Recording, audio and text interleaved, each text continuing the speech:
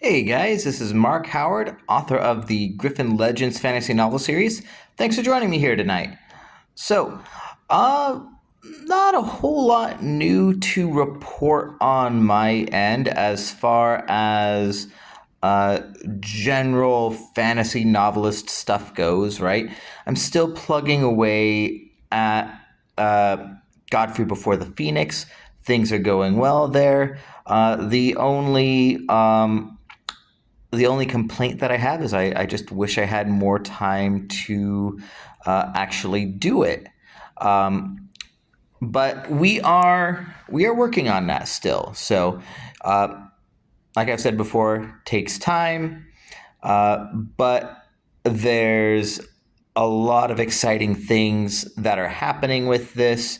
I think with any sequel, right? There's the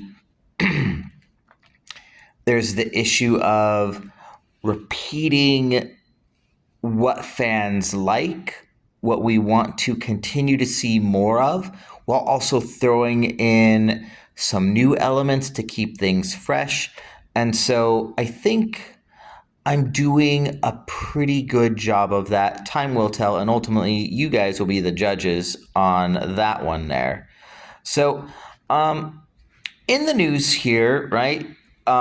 United States just had an election, right? This is a big deal for all of us, right? Even people outside the United States uh, can't help but hold their breath, and it seems invariably, depending on who you are going for, either cheer or cry, depending on who you were rooting for. And this channel, it's not really about politics in nature here. So I'll avoid too much commentary on the particulars of this election. But, I spent about 5 years as a middle school history teacher here. And so I actually very much enjoyed talking about the political process of not just the U.S. Constitution, but talking about the other kinds of constitutions upon which the U.S. Constitution was based. And given that my training, my own education revolved mostly around the classics, right? The Greek and Roman history here. It was very easy for me to frame the U.S. Constitution in that Greco-Roman tradition, and so I thought it would be kind of fun here to give a little bit of a lecture that I would often give my middle school students on the strengths and weaknesses of different kinds of constitutions, right? Because, in this particular election, Donald Trump has apparently won both the Electoral College and the popular vote. There's still a little bit of counting left to do, I believe, as of the time of filming here. So I don't want to say definitively he's won those things for sure, but I think most reasonable people at this point will say that he got both of these things. So some of you are really happy about that. That's great. Some of you are really upset about that. And, well, I mean, you win some, you lose some, right? I've seen enough elections go both my way and not my way to recognize that in either case, the sun will rise again the next day. So let's get on how we got to this process in the United States where we tally up all these votes, and then that matters to a certain degree, but there's also the Electoral College, and what is that, right? So we'll go into some ancient history here for a little bit. And this goes back to 4th and 5th century BC Greece. The Greeks at this point in time, in this particular place, recognized three kinds of government. I've got a smaller camera today, so it's like three kinds of government. There we go. We see all three fingers. And those three kinds of government are democracy, oligarchy, and monarchy, right? Now, a lot of us watching this, we probably think we know what democracy is, and we think we know what monarchy is. Oligarchy may be a little bit of a mystery to some of us here, so I'm going to go ahead and explain all three of these here. So democracy, as the Greeks understood it during 4th, 5th century BC, this is rule by the people, right? One person, one vote. You have to be a citizen to vote, and these citizens decide all of the issues at hand, right? They vote on the laws. They vote whether or not they're going to war. All these policy decisions and economic decisions and whatnot are decided directly by the citizens. Now, there are some strengths and weaknesses to this form of government, right? We today, we very much value democracy, right? We say that democracy is an inherently good thing because it lets everyone's voice be heard. But what happens when the people make a choice that is actually not in their best interests, or in some cases, not in the best interests of the individual? Democracy is great all the way until the majority of us vote to take away Timmy's bike. Timmy's not going to like that, right? But in a pure democracy, we can do that. Likewise, the majority is not always the smartest people, right? A good classic example of this is the Athenians during something called the Peloponnesian War, a very big war that they had with Sparta that lasted decades by the time the thing was all said and done. They thought in order to break the stalemate, they should invade the neighboring island of Sicily and take over the city of Syracuse. They convinced themselves that if they could just take over that city to the west, that they would be able to turn the tide and finally beat the Spartans. Well, they voted on it. They sent the army over there, and they lost pretty handily. In fact, most historians are in agreement here that the Athenian invasion of Syracuse was what decidedly lost the Athenians the war against Sparta. And so just because you vote on something doesn't mean that it's the right decision, or morally or otherwise, I guess. So democracy, another shortcoming of it is that it takes time, right? We spend time elaborating, or I'm tongue-tied here. Happens every video, right? We spend a lot of time in democracy debating the ideas and voting on them. And sometimes we vote to go one way, and then sometimes we wake up the next day and say, actually, let's go the complete opposite way we were going before. So democracies are inherently inefficient, right? It's hard to get things done. You don't always make the right decisions.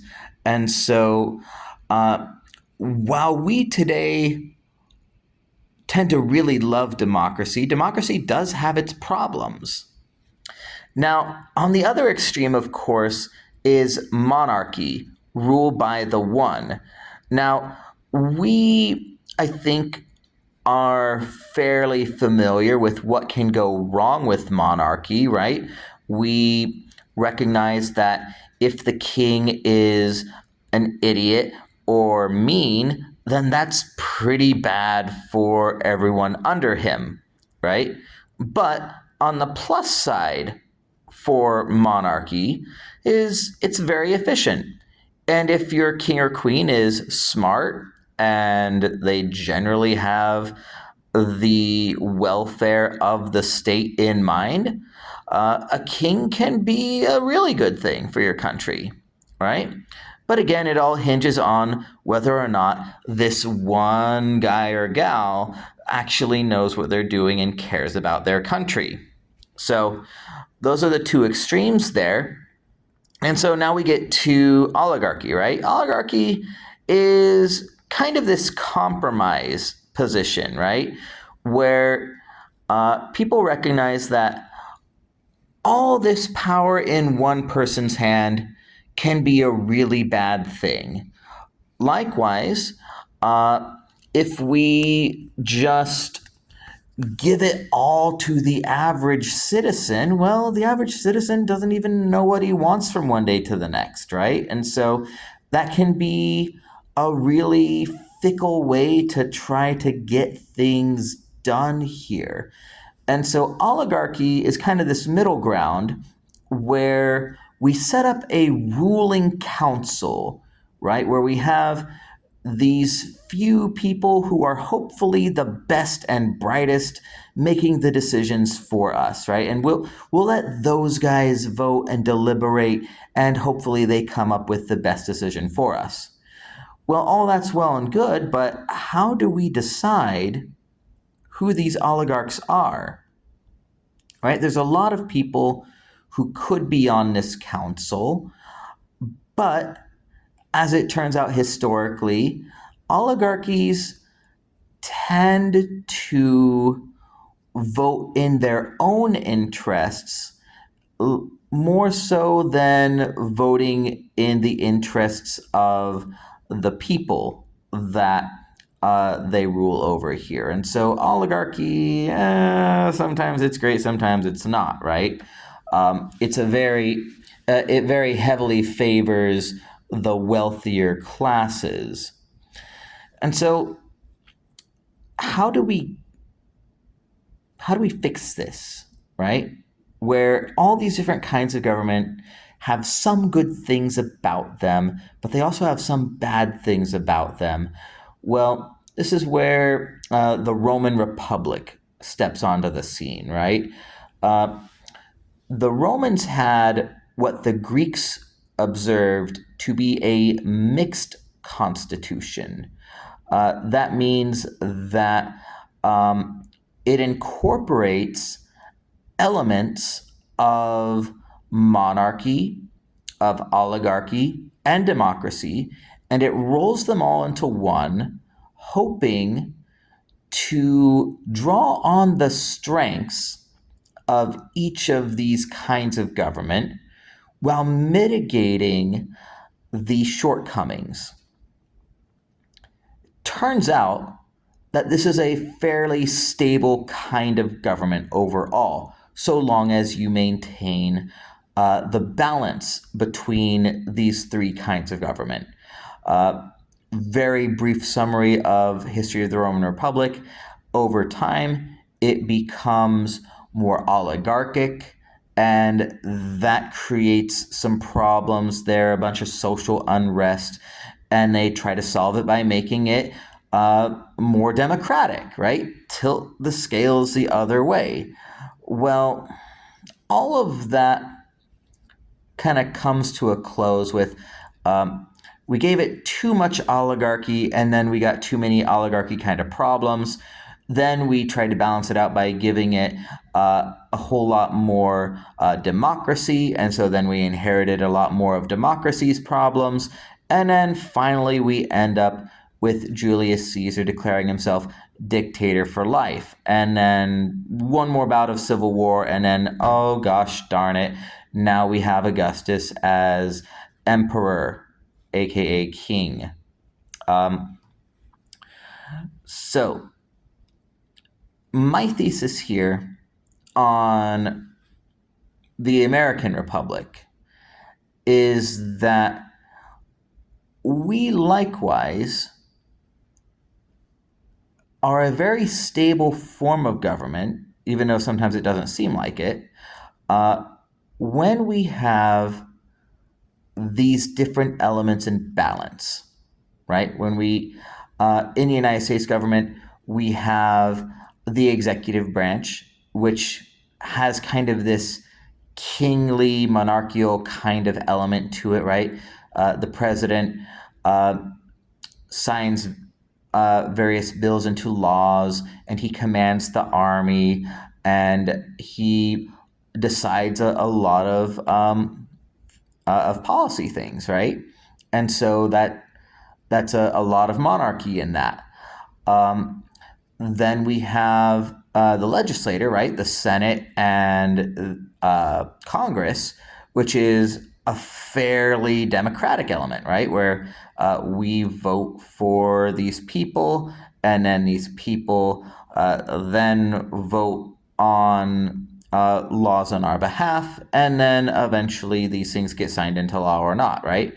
And then with the judicial branch, this is likewise in the Supreme Court, this is very much oligarchy, right? Where we've got 9 Supreme Court justices who make some fairly sweeping decisions about what laws are fair and what laws are not fair. And is this constitutional? Is this not constitutional, right?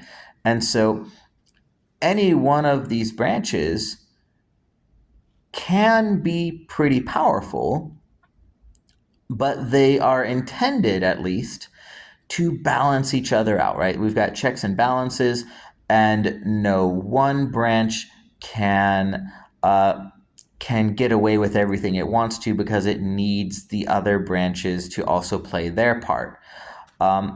However, over time, we have become more democratic. Now, again, we inherently hold democracy to be a good thing. But like I said with the Roman Republic, as we have become more democratic in America, particularly in the earlier half of the 20th century during the progressive era, we made a bunch of sweeping reforms. We made a bunch of constitutional amendments that made our country more democratic, and therefore have inherited more of the strengths and weaknesses of democracy. So that's the lecture that I used to give to students on this, right? That we have we have a long history of various government experiments upon which to draw upon to get us this United States of America. And while there are certainly flaws to it, there are some things that have been, well, I can't say some things. The entire Constitution is by design. And if we think back to the Constitutional Convention, where we had people like James Madison largely at the helm here, these choices that were made were to bring balance, right? They were designed so that it would particularly bring balance, not just legislative versus judicial versus executive, right? I mean, that was there too. But another thing that they sought to balance in framing the Constitution was popular will versus individual rights. And you need both, right? If we just have the popular will, that is what the Founding Fathers would have called the tyranny of the majority. This means that like I said in the earlier example, this is where we vote to take away Timmy's bike, and Timmy can't do anything about it because we all voted, and Timmy was the only one who voted for to not lose his bike there, right? That is a potential abuse of democracy. And so we also have to have individual rights. We have to have these protections put in place so that the majority cannot trample over what an individual wants to do, at least in all circumstances, right? And so these tensions in our Constitution were put there for a reason. And while we have constitutional amendments that allow for change, and we have made several amendments that have, in some ways, radically changed how our government functions now versus how it was initially envisioned, it's worth considering the long-term ramifications of any change we make. Because while we might want to make our country more democratic, democracy's got some problems, right? And certainly we are all on the watch out for tyranny in the monarchical sense, right? I think we all look to the office of president and say, oh gosh, that guy is really powerful now. And if he's on the other team, I don't know if I want that. So it's worth noting that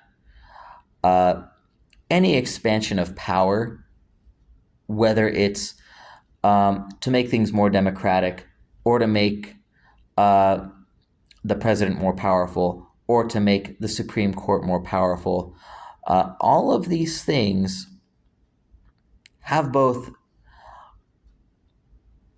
good and bad in them, right?